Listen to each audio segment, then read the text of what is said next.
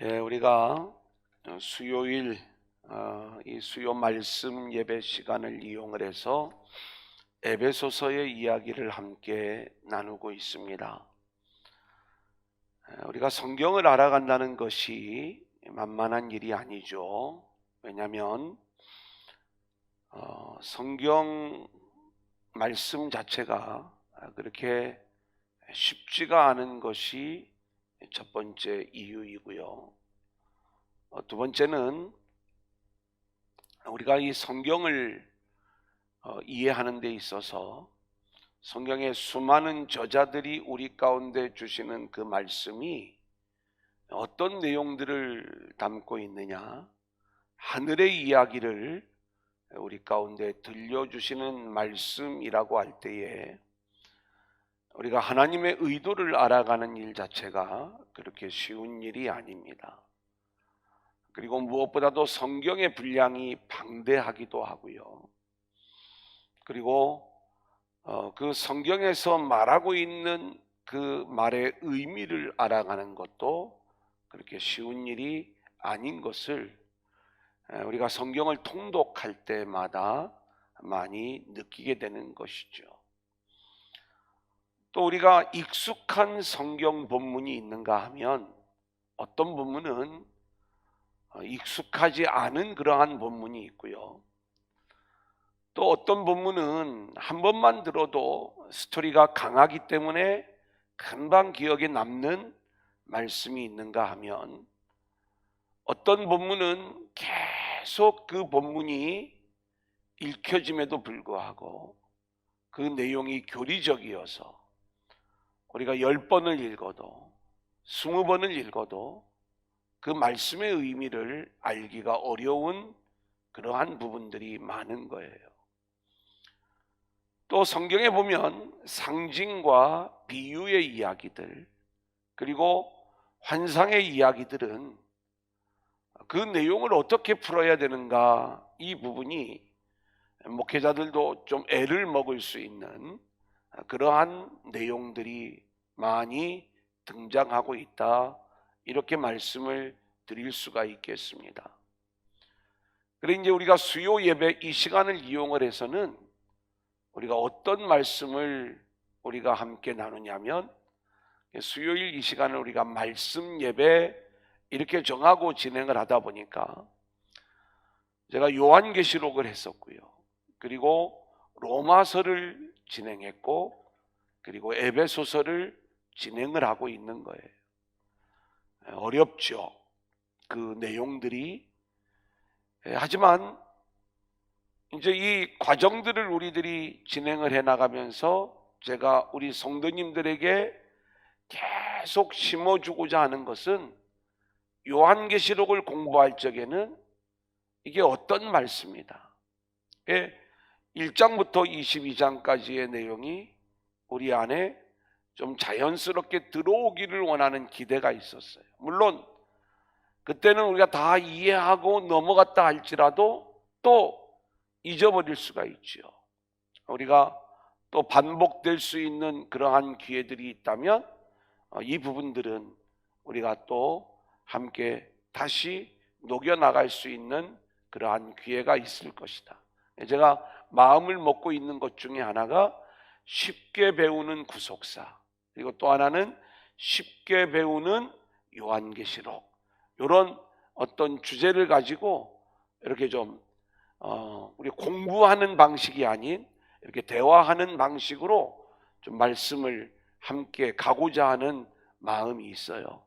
좀 편안하게 재미있게 옛날 이야기 듣는 것처럼 이렇게 좀 알려드리고 싶은 그 마음.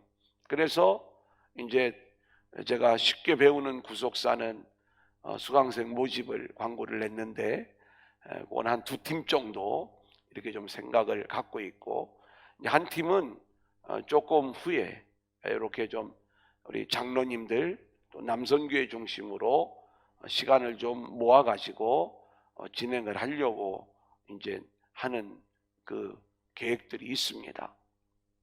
어쨌든 이런 말씀을 우리가 배워 나간다는 것이 만만한 일이 아니고요. 요한계시록이 어렵다고 하지만은 제가 우리 성도님들에게 여러 번 밝혔던 것처럼 제 기준으로는 요한계시록보다도 더 우리가 어려워야 되는 내용 중에 하나가 로마서의 말씀이다, 이렇게 말씀을 드렸죠. 우리가 그냥 표면적인 이야기로 로마서를 읽어 나가는 것은 그렇게 어렵지가 않습니다.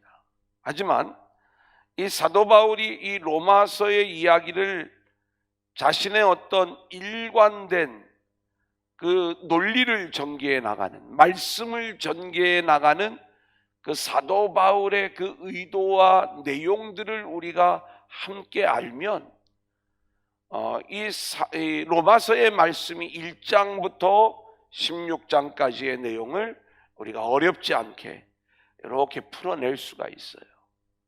그래서 제가 1장부터 8장까지는 복음의 원리를 우리에게 알려주지만 사도 바울의 본질적인 관심은 9장, 10장, 11장 여기에 드러나고 있는 자기 동족 이스라엘에 대한 관심, 이 관심이 어쩌면 이 로마서의 바탕을 이루고 있으면서 그래서 복음의 원리를 그렇게 설명을 해주는 거고, 그리고 자기 동족을 향한 구원 계획이 이 로마서 전체에 흐르고 있으면서 로마 교회가 이 일의 동역자가 되어주기를 원하는 마음, 이 배경적인 이야기들이 우리 안에 녹아지면 그 말씀을 배워나가는 것들이 그렇게 어렵지가 않다, 이렇게 말씀을 드릴 수가 있겠습니다. 자, 그리고 나서 우리가 함께 나누는 게 에베소서예요. 바울 서신 중에 서신이라고 하는 것은 편지지 않습니까? 편지는 이 편지를 하는 동기가 있는 거예요.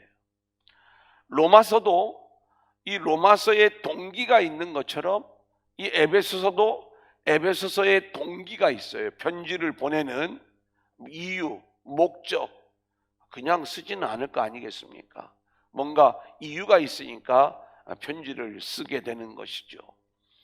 자, 그런데 그 로마서도 마찬가지예요. 로마서도 편지의 동기가 뭐냐, 목적이 뭐냐, 이런 부분들을 이야기하는 게 굉장히 학자들마다 견해가 다를 정도로 너무나 많은 분량을 복음에 대한 이야기로, 유대인 동족에 대한 이야기로 할애를 하고 있기 때문에 진짜 목적이 어디에 있는가를 이렇게 눈치채기가 어려운 그러한 부분들을 우리가 생각을 해볼 수 있다, 이 말씀인 것입니다. 근데 에베소서도 우리가 크게 두 부분으로 나뉘어지고 있는데, 하나는 1장부터 3장까지의 말씀이고 또 하나는 4장부터 6장까지의 말씀이에요. 자, 1장부터 3장까지는 하나님이 세우시는 영광스러운 교회가 어떤 모습인가를 우리에게 말씀해 주는데, 에베소서에서 이야기하는 교회라고 하는 것은 물론 에베소 공동체, 그 교회를 이야기하는 측면도 있지만 우리 성도를 교회로 세워가는 그 이야기를 담고 있는 거예요. 그래서 우리가 어떻게 하나님이 기뻐하시는 영광스러운 교회로 세워지는가를 창세전에 계신 하나님의 이야기로부터 시작을 해서 우리를 세워가시는 이 이야기를 하나님의 우주적인 경륜 속에서 이 모든 것들을 말씀을 해주니까 1장부터 3장까지의 이야기는 상당히 교리적 이야기를 담고 있어요. 우리가 수도 없이 이 1장부터 3장 안에 있는 말씀, 물론 4장부터 6장까지의 내용들도 어마어마합니다. 이 내용들을 설교에 인용하기도 하고 사용을 하기도 하지만 우리는 에베소서 1장부터 6장까지의 말씀을 좀 편안하게 에베소서는 이런 이야기입니다 라는 것들을 이야기하는 게 참 어려움이 많은 거예요. 한 절 한 절 우리가 암송했던 성경, 또 많이 봐왔던 그러한 구절들은 익숙하지만 실제로 1장부터 6장까지의 말씀을 내가 편안하게 해석해낸다는 것은 쉽지 않은 일이다. 그래서 저는 우리가 이 시간들을 통해서 그렇게 이 에베소서의 말씀이 이런 내용입니다 라고 하는 것들을 좀 말씀할 수 있는, 그렇게 우리가 편안하게 이 과정들을 이해할 수 있는 방향으로 이 에베소서가 이제 이해되어지고 또 해석되어지기를 원하는 거지요. 그래 이제 좀 재미가 없을 수가 있습니다. 왜냐하면 교리적인 내용들을 많이 담고 있기 때문에. 하지만 염려하지 마십시오. 우리가 얼마든지 이 부분들을 좀 편안하게 우리들의 언어로 이렇게 풀어갈 수 있겠다, 이렇게 말씀을 드리겠습니다. 자, 그러면 우리가 오늘 말씀을 들어가기 전에 저희가 한 2단계를 좀 거치기를 원해요. 이제 제가 30분을 앞으로 더 설교를 한다면 한 5분 정도는 첫 번째 1장의 이야기를 제가 한번 좀 정리를 해드릴 거고요. 또 한 5분 정도는 2장의 1절부터 13절까지의 말씀을 제가 정리를 해드릴 거고, 나머지 한 20분 정도를 오늘 우리가 14절부터 18절까지의 말씀을, 요거는 좀 더 깊이 그 내용들을 살펴보도록 그렇게 하겠습니다. 자, 에베소 교회 하면은 우리가 뭐가 가장 먼저 생각나야 된다고 했어요? 에베소가 되게 익숙해져야 돼요. 우리 교회가 두란노 교회잖아요. 이 두란노 서원 사역이 어디에서 일어났어요? 에베소에서 있었던 거예요. 그러면 사도 바울의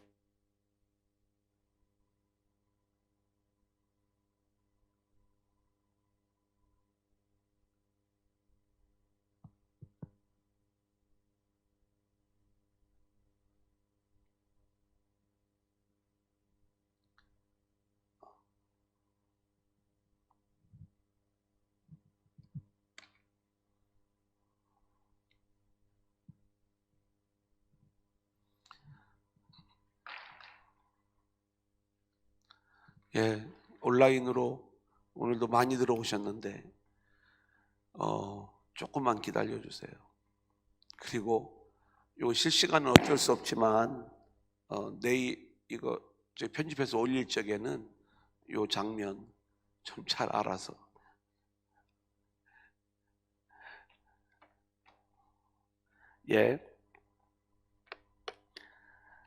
제가 이걸 들고 하면 편한데 굳이 이 이어 마이크를 하는 것은 이 마이크를 제가 이렇게 막 동작이 크니까 이렇게 하면은 음이 안 들릴 때가 있다고 해요. 온라인으로 이렇게 듣는 분들이. 그래서 어쩔 수 없이 저희 이런 되게 어색해 하거든요. 그런데 이제 자꾸 하니까 또 익숙하기는 한데 뭐 하여튼 좀 이해해 주시기를 바라고요. 자, 이제 다시 시작을 합니다. 에베소 여기서부터 할게요.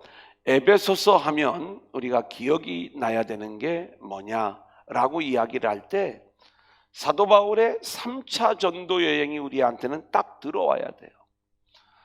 사도 바울이 전도 여행을 하면서 가장 오랜 기간 동안 스스로 내가 눈물로 사역을 했다라고 이야기하는 지역이 이 에베소예요.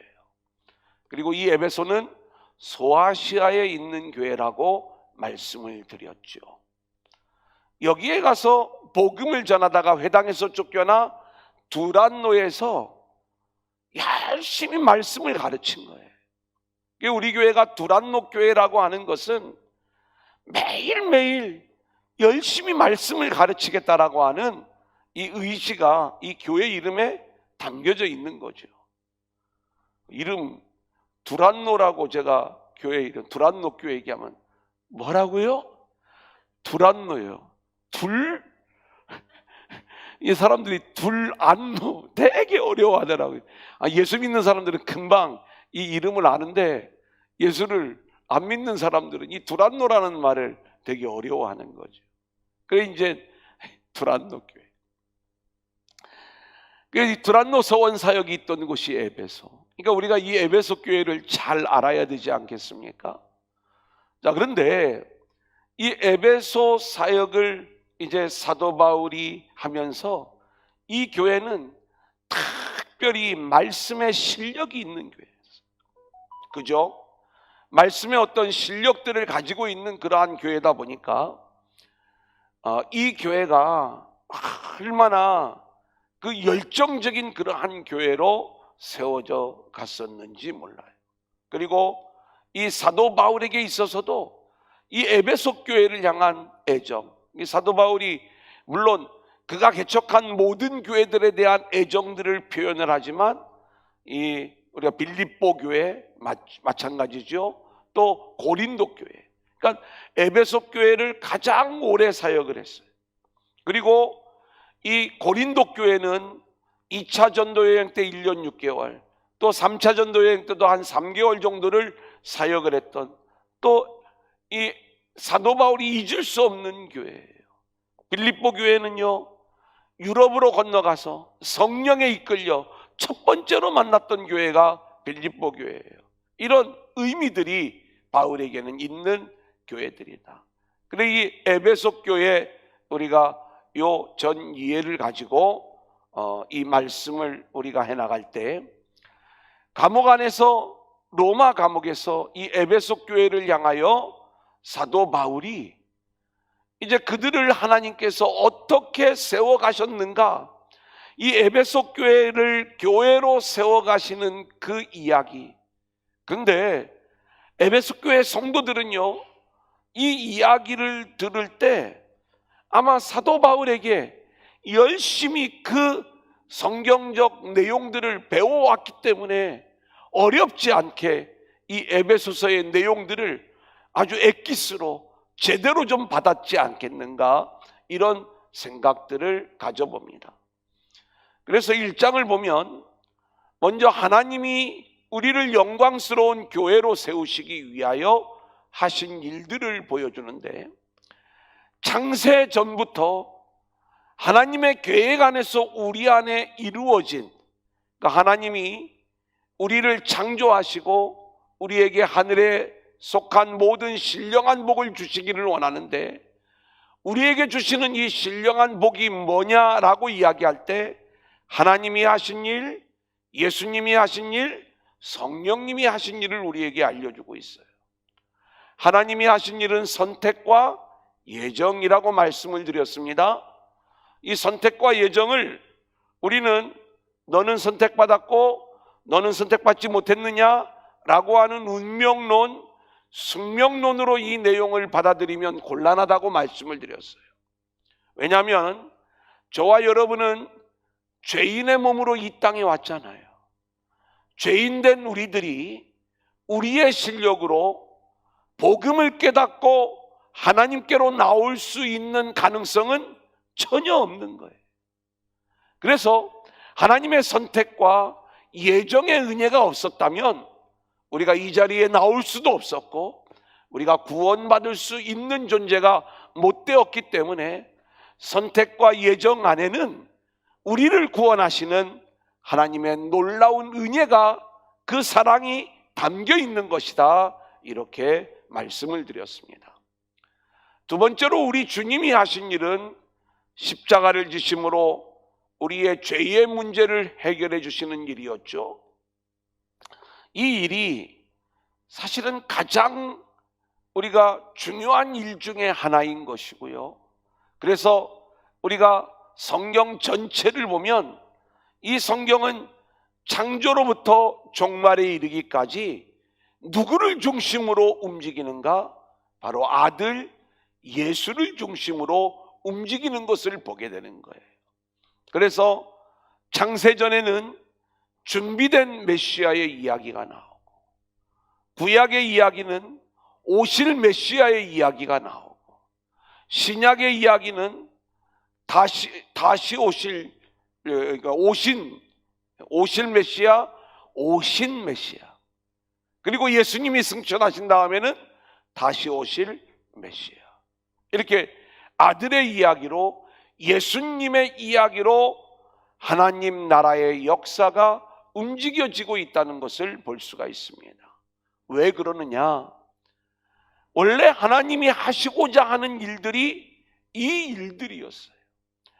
창세전의 일들을 성경에서 우리 가운데 알려줄 때 하나님 아버지께서 아들을 영화롭게 하시는 것, 이 일이 아버지의 기쁨이고 아버지의 영광이 되었다라고 말씀을 드렸잖아요. 그러니까 하나님 아버지의 온통 관심이 아들의 영광에 있는 것이고, 그리고 이 아들의 영광을 위하여 저와 여러분을, 자격 없는 우리들을 하나님이 선택하셔서 수많은 아들들을 만들어내시는 거예요. 그 수많은 아들들로 우리를 만들어내시면서 아들을 영화롭게 하신 그 하나님이 우리도 영화롭게 하시는 거죠. 그런데 우리가 알아야 될 것이 있어요. 우리는 이렇게 영화로운 존재가 된 가장 그 큰 은혜가 누구 덕분이냐? 아들 덕분, 예수님 덕분이라는 거예요. 그래서 이게 아들이 그렇게 영화로운 존재로, 그리고 아들 안에서 모든 만물을 통일시켜버리고 아들의 이름 앞에 모두가 무릎 꿇게 만드는 이 일이 아버지가 원하는 가장 큰 기쁨의 일이었다. 그래서 이 일로 인하여 온 우주가 창조가 되어지고 구속사가 흘러가고 있다는 것을 우리가 알아야 된다, 이 말입니다. 그래서 그 아들 예수님이 이 땅에 오셔서 한 이야기가, 일들이 뭐냐? 우리의 죄를 대속해 주는 일이었다. 세 번째로 성령님은 그렇게 구원받은 우리들, 예수의 피로 구원받은 우리들이 그 구원을 유지하고 그 구원 안에 머물러 있을 능력이 우리 가운데는 없는 거예요. 성령님이 우리 안에 오셔서 우리를 인쳐주시고, 그리고 그 성령님이 우리를 보증해 주심으로 구원의 완성을 향하여 나아가게 된다는 거예요. 이것이 하늘에 속한 신령한 복인데, 이 복을 우리에게 주심으로 우리는 그저 그 하나님의 은혜와 영광을 찬양하는 존재들로 세워져야 된다. 이것이 1장의 앞부분의 이야기예요. 이제 1장의 15절 이하의 말씀을 보면 에베소 교회를 향한 이 바울의 기도의 이야기가 나옵니다. 그 바울의 기도는 어떤 기도냐? 에베소 교회 성도들이 하나님 알기를 원합니다, 이렇게 기도를 하는 거예요. 여러분, 우리가 다 예수 믿고 하나님을 믿지만 우리가 믿는 하나님이 다 똑같은 하나님이 아니에요. 상당수의 많은 그리스도인들은 아직도 우리가 믿는 하나님이 성경에서 우리에게 말씀하시는 그 하나님이 아니라, 내가 지식으로 깨닫고 또 내가 지식으로 생각하는 그 하나님, 그래서 나의 어려움을 도와주시고 뭔가 나의 필요를 채워주시는 종교적 하나님에 머물러 있기 때문에 이런 분들에게서 나오는 것들이 종교다원주의라고 말씀을 드렸죠. 나를 도와주시는 하나님을 우리가 생각을 할 때 땅의 일을 도와주시는 하나님으로 생각을 하면 불교나 다른 종교나 기독교나 그 내용만 좀 달랐지 궁극적으로 추구하는 것이 똑같다, 이렇게 생각을 하는 거예요. 복음을 모르는 거죠. 성경이 말씀하는 그 하나님을 우리가 알기를 원하는데, 그 하나님에 대하여 알기를 원하면서 세 가지를 또 말씀하고 있어요. 첫 번째는 부르심의 소망이 얼마나 큰 것인지를 우리가 알기를 원한다, 이렇게 기도하거든요. 하나님이 저와 여러분을 부르신 목적이 뭐라고 그랬어요? 우리를 영화로운 존재로 세워주시기 위하여. 오늘 저와 여러분을 하나님이 왜 우리를 부르셨어요? 우리가 왜 교회 나왔어요? 처음 교회 나올 때는 교회 나오면 내가 아픈데 고쳐준다니까 나왔어요. 그게 잘못된 게 아니에요. 내 사업이 막히는데 뭔가 교회 나오면 하나님이 좀 나를 도와주시지 않을까, 이 목적을 가지고 나왔어요. 관계가 깨어져서 너무 마음이 곤고하고 힘든데 좀 위로받기 위해서 나왔어요. 맞아요. 하나님은 그 문제를 통해서 여러분을 부르신 거예요.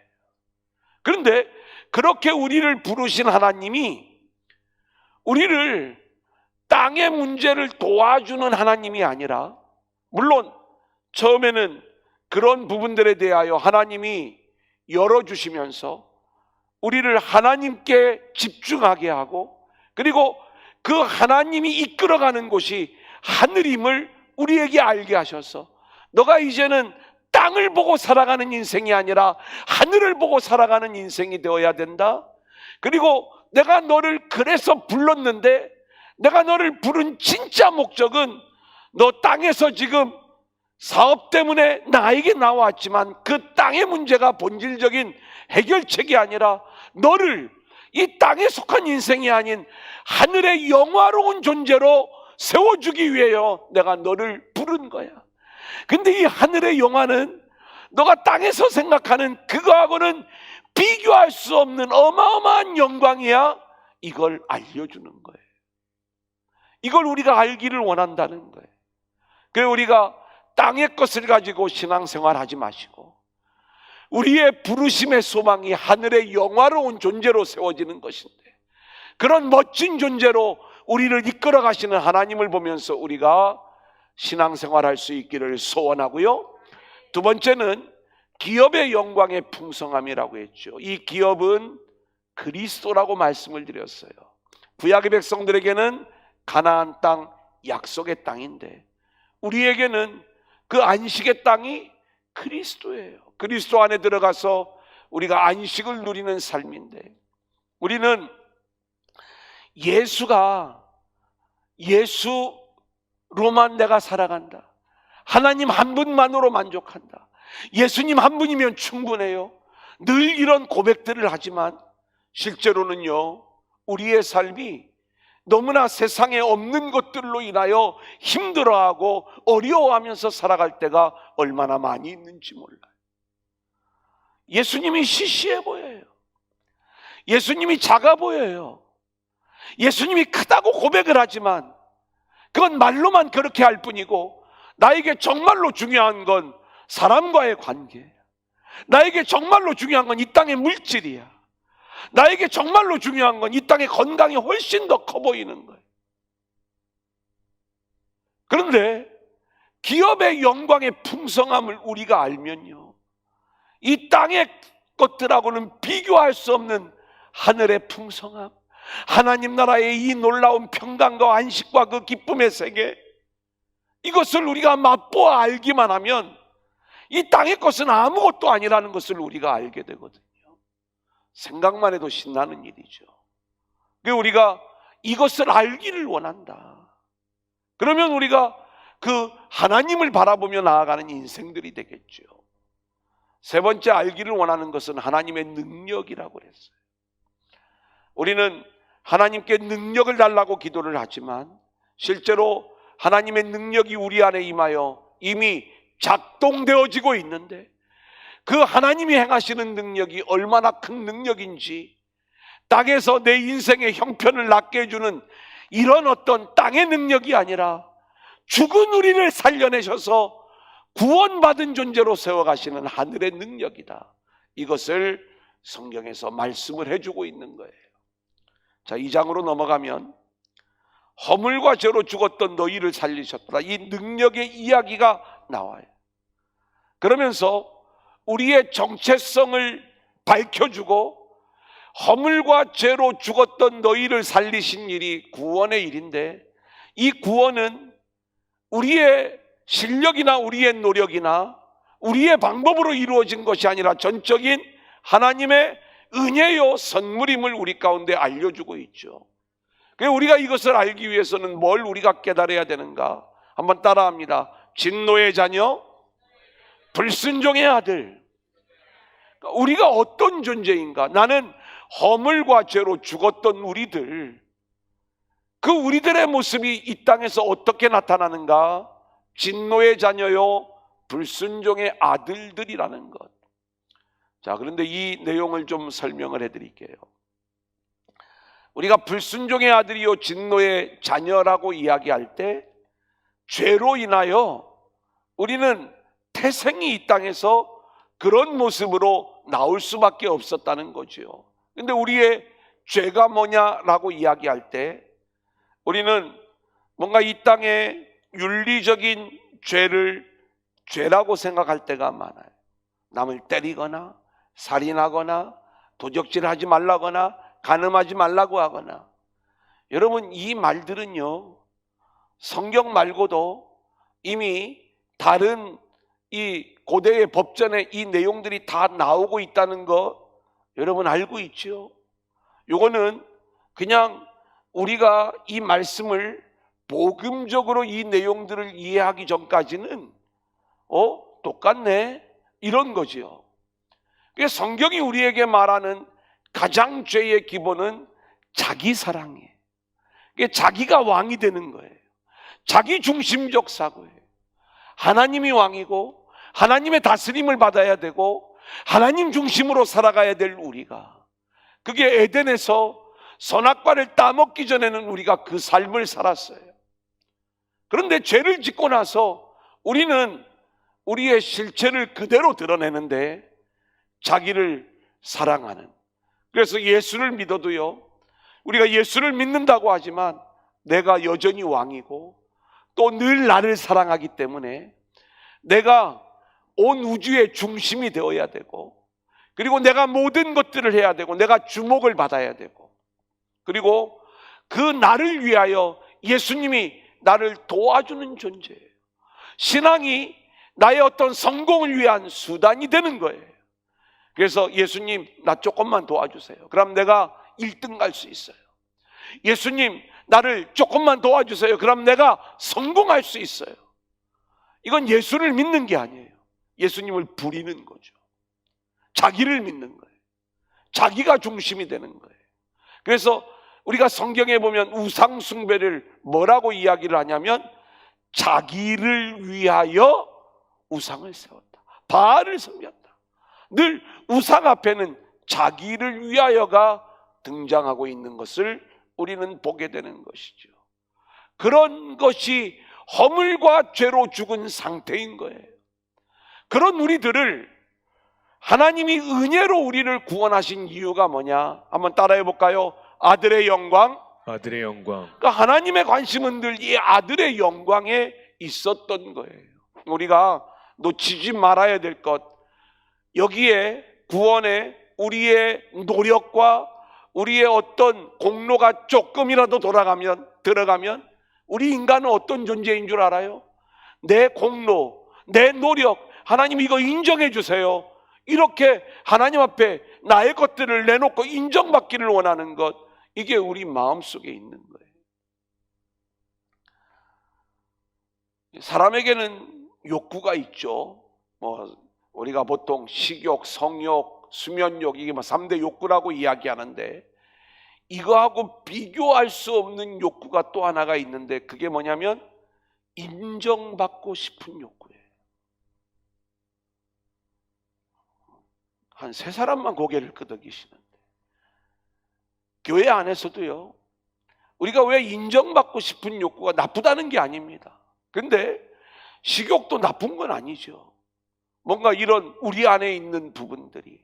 근데 성경은요 묘하게도 탐욕을 뭐라고 얘기하는 줄 아세요? 탐심을 우상숭배라고 얘기해요. 그러니까 우리 안에 있는 이 욕구가 어쩌면 하나님의 은혜 안에서 자연스럽게 이것들이 풀어지고 해결이 되어져야 되는데, 내 스스로 이 욕구를 채우고 해결하려다 보면 이것이 죄로 우상으로 나오게 되더라. 이것이 성경이 우리 가운데 말씀해 주고 있는 것 아닙니까? 그래서 구원의 일을요 우리의 노력이 조금이라도 들어가면 우리 인간은 그렇게 그것을 내어놓고 뭔가 인정받기를 원하는 이 마음들, 자기의 자기 자랑으로 나오는데, 하나님이 우리를 왜 창조하셨다고 했어요? 모르면 따라합니다. 아들의 영광. 그죠?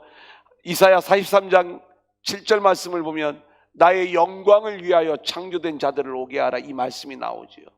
아버지의 영광은요 어디에 꽂혀 있냐면 아들의 영광에 꽂혀 있는 거예요. 그 아들의 영광이 아버지의 영광인 거예요. 이거예요. 그래서 그 아들의 영광을 위하여 구원을 은혜로 선물로 주셨음을 우리에게 말씀하고 있고요. 자, 우리가 아직 정리해야 될 게 하나가 더 남았는데 뭐냐?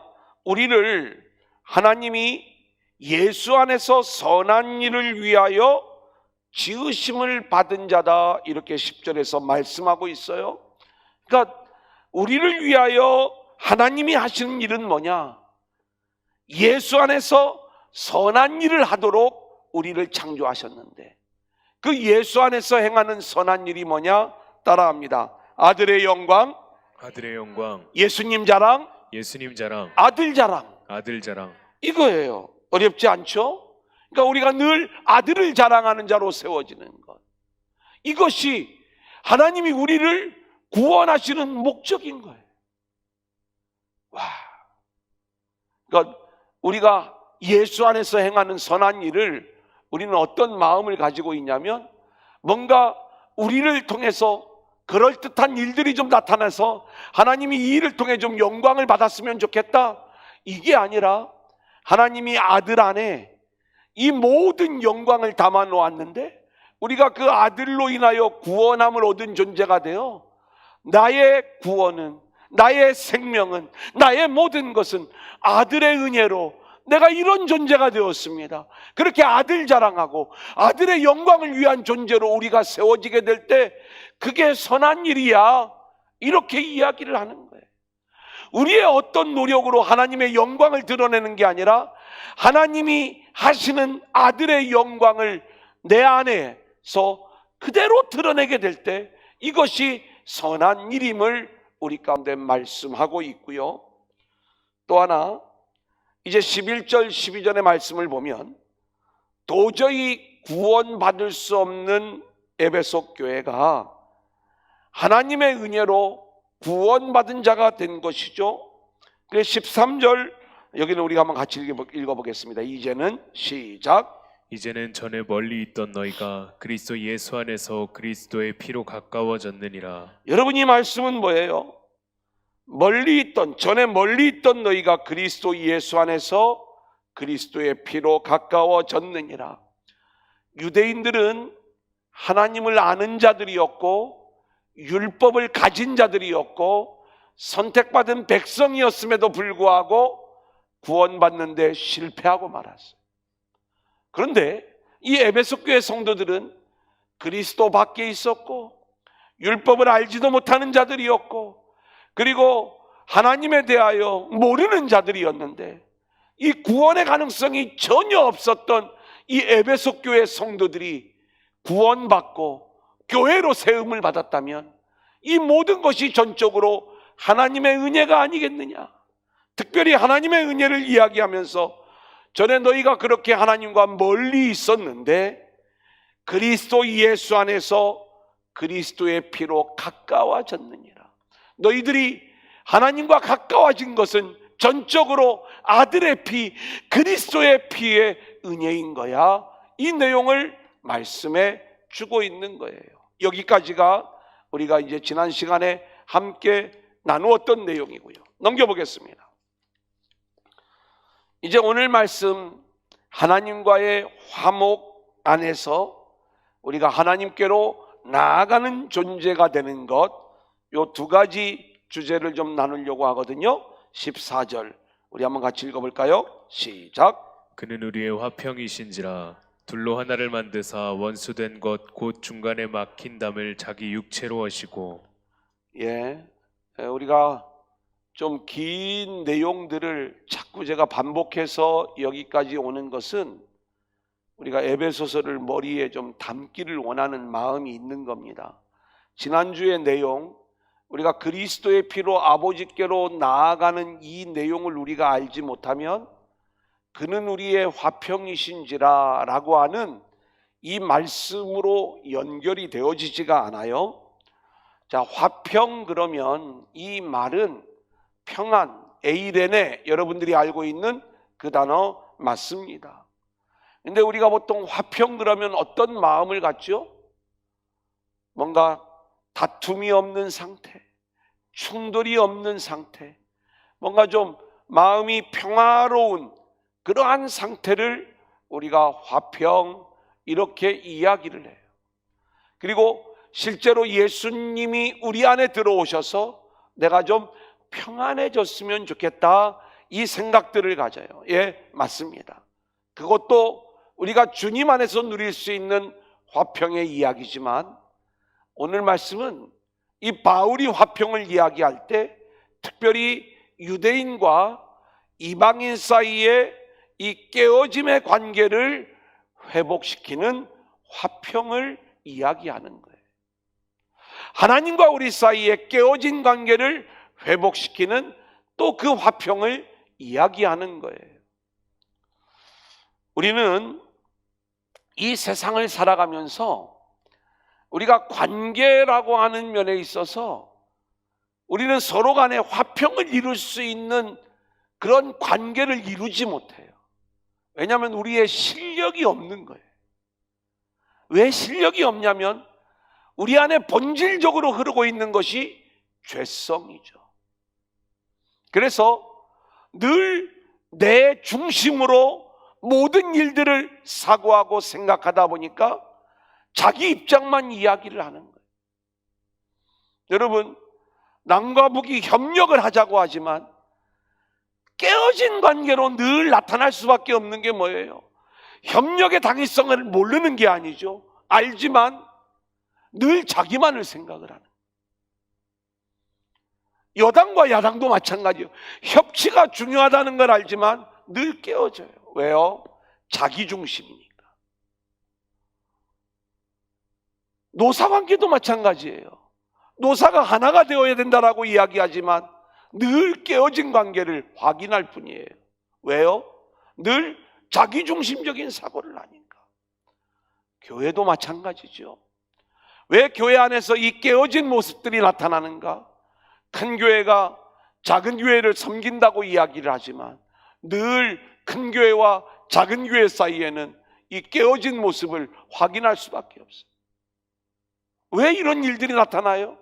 늘 아니 교회까지 갈 것도 없어요. 여러분의 가정을 보세요. 우리는 예수 안에서 화목한 하나님의 나라가 되기를 원하지만 부부관계가 깨어져 있어요. 부모와 자녀의 관계가 깨어져 있어요. 늘 깨어진 상태에서 분쟁하고 싸우는 것, 이게 우리의 가정이에요.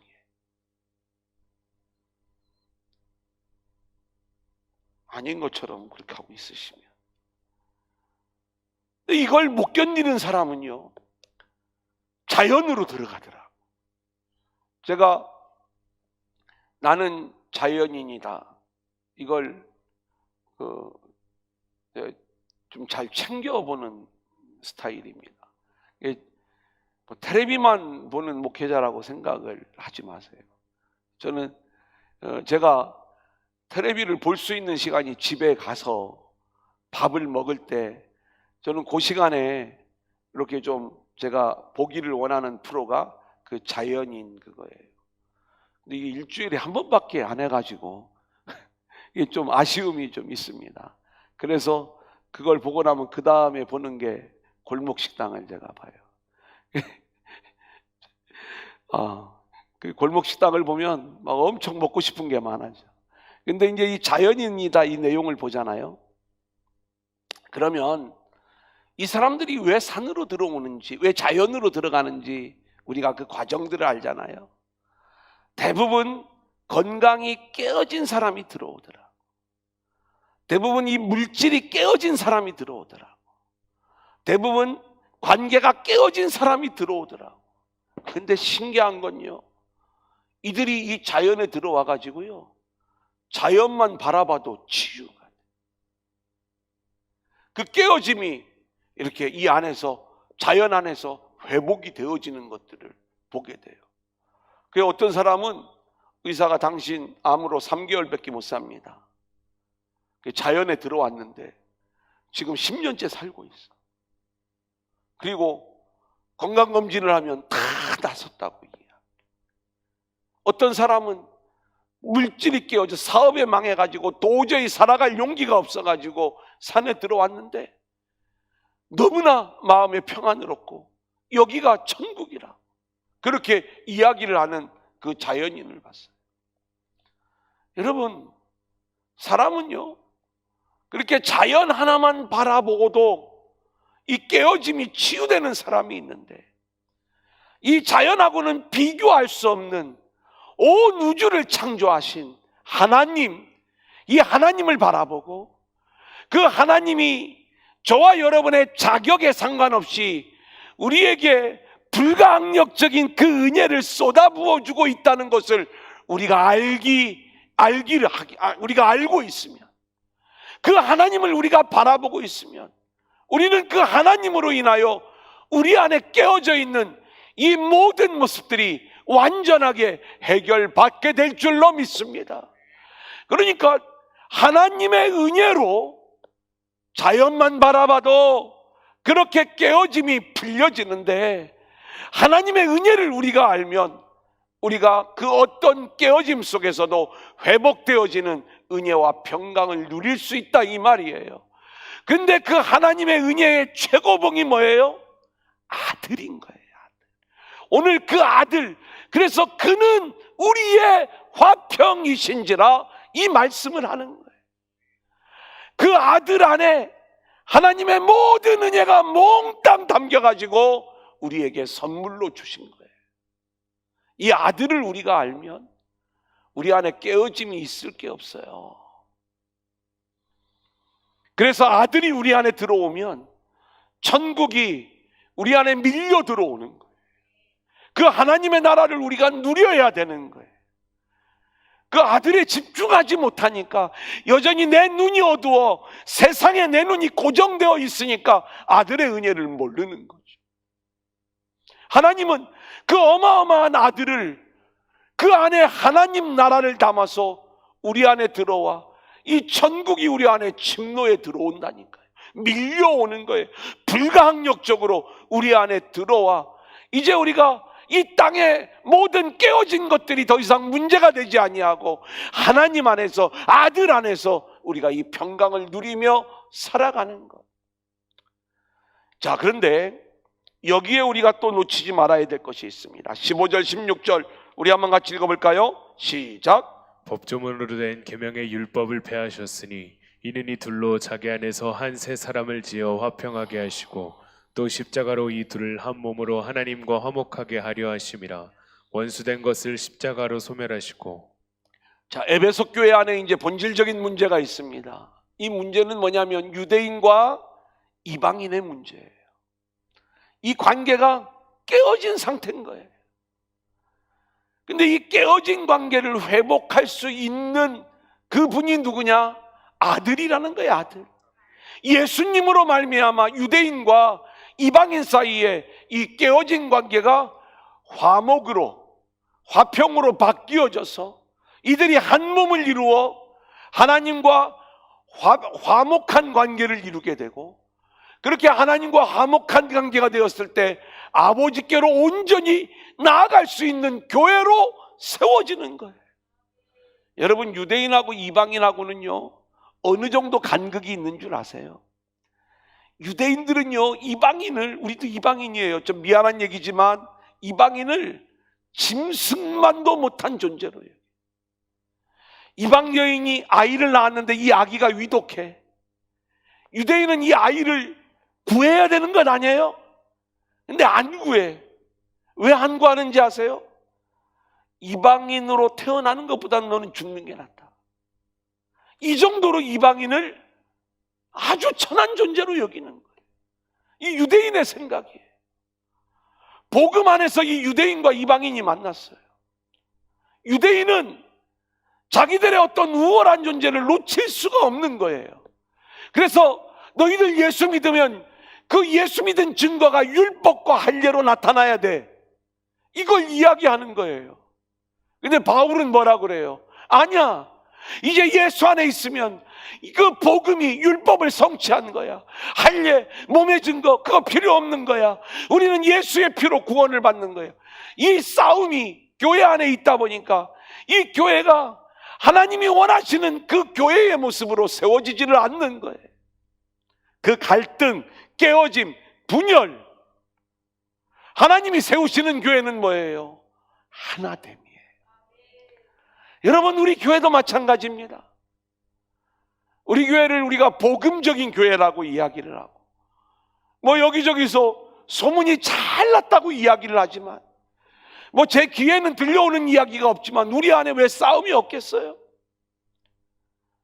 우리 안에 왜 깨어짐이 없겠어요? 여전히 우리의 영적인 실력, 우리의 능력으로 이루어지는 게 아닌데, 말씀 앞에 온전히 순종해 나가지 못할 때에 우리 안에는 수도 없이 많은 이 깨어짐의 모습들이 드러나는 것 아니겠습니까? 오늘 낮에도 제가 수요 예배 오전에 오신 어르신들한테 그런 얘기를 했는데, 제 아내가 그러는데 저더러 왜 30년 동안 못 고치냐는 거예요. 그 30년 살았어요, 제가. 30년 동안 안 변했다고 얘기를. 근데 저만 안 변하겠어요? 저는 말을 안 하지. 얘기를 안 하지만 왜냐하면 한마디를 하면 제가 10마디를 듣기 때문에 그냥 이것을 그렇게 하면 안 돼요. 제가 원리를 알아요. 눈치를. 근데 이제 복음을 알으니까 이제 이 부분들을 알게 돼요. 우리 실력이 없어요. 나를 못 고쳐요. 우리의 깨어진 모습들을요, 스스로 고칠 수 있는 능력이 우리 가운데는 없는 거예요. 이건 저만 그렇겠어요? 다 마찬가지죠. 늘. 그런데 그걸 가지고 계속 깨어진 모습으로 우리가 살아갈 수가 없는 것 아니겠어요? 유대인과 이방인 사이의 이 깨어짐, 하나님이 바울에게 분명히 알게 해주시는 거예요. 그리스도의 피, 여기에 해답이 있다. 근데 이것은요, 성경을 보면 베드로도 이 내용을 아주 리얼하게 체험을 합니다. 오순절 마가의 다락방 성령이 임할 때에 어떤 일이 벌어져요? 방언을 통해서 언어가 통일되는 일들이 나타나요. 그래서 내 언어로 그 복음을 듣게 되지요. 사방 팔방에서 모여든 백성들이. 바벨탑 사건 때 어떤 일이 벌어져요? 인간을 흩으시기 위하여 하나님이 언어를 서로 못 알아듣게 하시잖아요.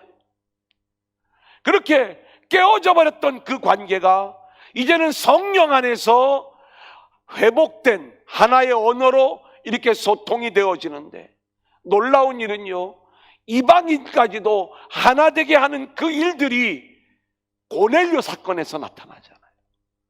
베드로를 하나님이 고넬료의 집으로 보내요. 근데 베드로가 순종할 것 같지가 않으니까 미리 환상으로 꿈으로 그 모든 내용들을 계시하시고, 너 가야 돼. 베드로가 가잖아요. 가서 그곳에서 예배하는데 그들이 마가의 다락방에서 받았던 그 어마어마한 성령 세례가 이 이방인의 집에도 나타나는 것을 보고 깜짝 놀라는 거예요. 유대인이나 이방인이나 이 구원에는 차별이 없구나. 동일한 하나님의 역사가 이들에게도 나타나고 있구나. 그래서 이 유대인이 자신들은 우월하다고 생각을 하고 이방인을 천하게 여겼던 이 깨어진 관계, 이 깨어진 관계가 그리스도의 십자가로 예수의 피로 한 몸을 이루어 이 한 몸을 이룬 상태를 하나님과 화목되었다, 이렇게 이야기를 하는 거예요. 그렇다면 오늘 저와 여러분이 알아야 될 것이 있어요. 제발 깨어진 관계로 그대로 가지 마시고 주의 십자가를 바라보세요. 그 십자가에 우리의 모든 깨어짐을 주님이 담당하시고 온몸에 피를 흘리지 않았습니까? 거기에 우리의 모든 죄가 다 담아있지 않습니까? 그 십자가 앞에 있는 우리들이라고 하면 내가 유대인임을 자랑할 수 있겠어요? 나의 의의를 드러낼 수 있겠어요? 나를 자랑할 수 있겠느냐, 이 말씀인 것입니다. 우리는 그걸 못해요. 그저 나의 죄, 그리고 내 이웃의 죄를, 옆에 있는 형제 자매의 죄를 용서하신 그 주님의 은혜가 너무 감사해서 끌어안는 거죠. 그 주님이 온몸의 피를 쏟으시면서 용서하신 그 형제, 그 자매, 내가 부둥켜 안고 끌어안고 그렇게 한 몸 된 교회를 이루어 나아가게 될 때 이것이 하나님과 화목을 이루었다라고 이야기를 하고요. 그렇게 하나님과 화목된 관계를 이룬 사람만이 오늘 마지막 성령 안에서 아버지께로 나아가는 모습이 되어지는 것이다. 자, 17절 18절 같이 읽겠습니다. 시작. 또 오셔서 먼 데 있는 너희에게 평안을 전하시고 가까운 데 있는 자들에게 평안을 전하셨으니 이는 그로 말미암아 우리들이 한 성령 안에서 아버지께 나아감을 얻게 하려 하심이라. 여러분, 이제 우리가 아버지께로 나아가는 일이 진정한 은혜가 되는 일인데, 원래 우리가 본질상 진노의 자녀요, 불순종의 아들들, 하나님께로 나아갈 수 없는 존재, 깨어진 우리의 모습들, 도저히 하나님 앞에 설 수 없는 그러한 존재들인데, 우리가 이렇게 하나님 앞에 나아갈 수 있게 되었다는 것이 하나님의 은혜요 축복 아니겠습니까? 근데 오늘 말씀에 보면 아버지께로 나아가는 이 일에도 유대인과 이방인의 구별이 없는 거예요.